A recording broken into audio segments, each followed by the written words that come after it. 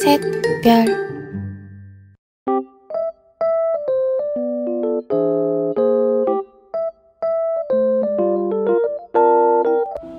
Hello guys, আসসালামু আলাইকুম। Welcome back to a new blog. তো আজকে চলে এলাম একটি র্যান্ডম ব্লগ নিয়ে। আমার ভিডিওগুলো আসলে কিছুটা ফুড ব্লগের মতো হয়ে যায়। আসলে বেশিরভাগ সময় বাসায় থাকা হয়, যার কারণে বাসার ক্লিপগুলোই নেওয়া হয়।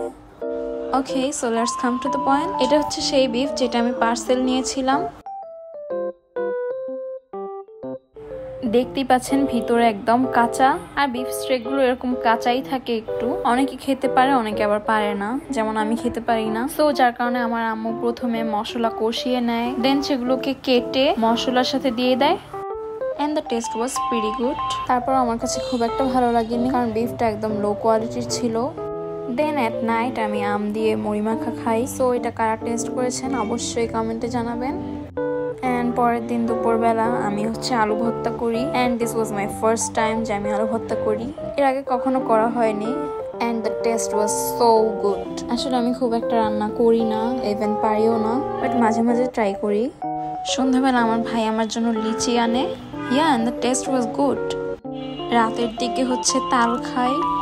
অ্যান্ড এটা নেক্সট ডে।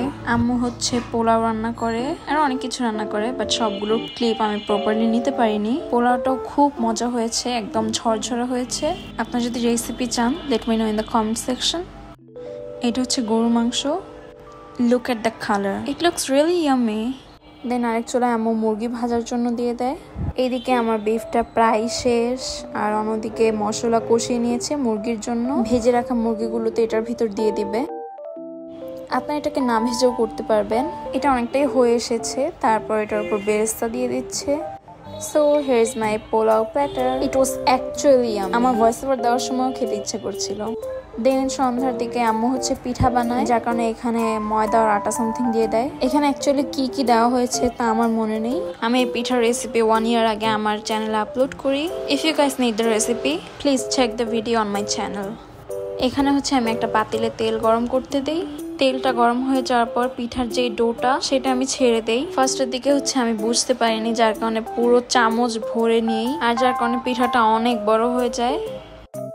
সো নো ওয়ারিস, আমি আরেকটা বানাবো, যদিও আম্মু দিতে চাচ্ছিল না, বাট আমি জোর করে নেই। এইবার আমি ডোটা একটু ছোট দেই। এটা আপনাদের ইচ্ছা, আপনি কত বড় খাবেন বা ছোট খাবেন, বাট আমার ফার্স্ট টাইমের মতো ভুল করবেন না। মিডিয়াম একটা সাইজ রাখবেন। যদি খুব বড় দেন তাহলে ভিতরে একটু কাঁচা থেকে যেতে পারে।